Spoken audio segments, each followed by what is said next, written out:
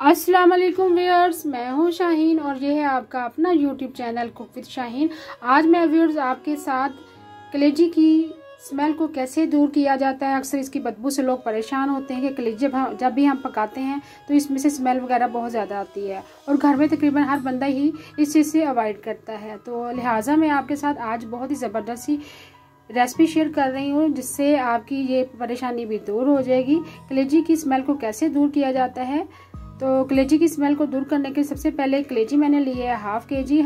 कलेजी को मैंने 1 से 2 पानी निकाल के अच्छे से वॉश कर लिया ताकि ब्लड वगैरह निकल जाए। 3 से 4 अदद लहसुन के हम जवे ऐड करेंगे, छिलके समेत ही आपने ऐड करना है। और 5 से 6 गिलास आपने पानी ऐड कर देना है। यकीन करें बहुत ही ज़बरदस्त ये तरीका है कलेजी की बदबू को दूर करने का। कलेजी को आपने बहुत ज़्यादा पकाना नहीं, जैसे ऊपर झाग बनना शुरू हो जाए झाग को आपने सेपरेट कर देना है। आपने तकरीबन 3 से 4 मिनट आपने सिर्फ कलेजी को बॉईल करना है।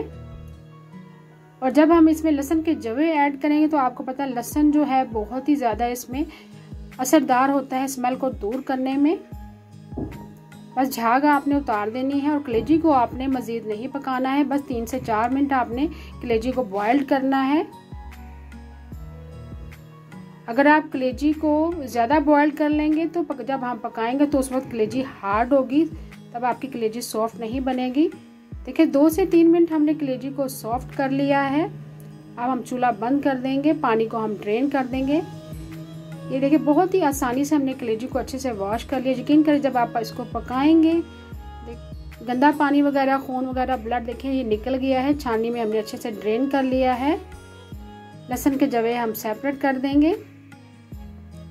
आपने इस बकरा ईद पर कलेजी को इसी तरीके से पकाना है। यकीन करें जब आप पकाएंगे तो बिल्कुल भी आपको स्मेल वगैरह या इसमें जो बदबू आती है वो आपको फील नहीं होगी।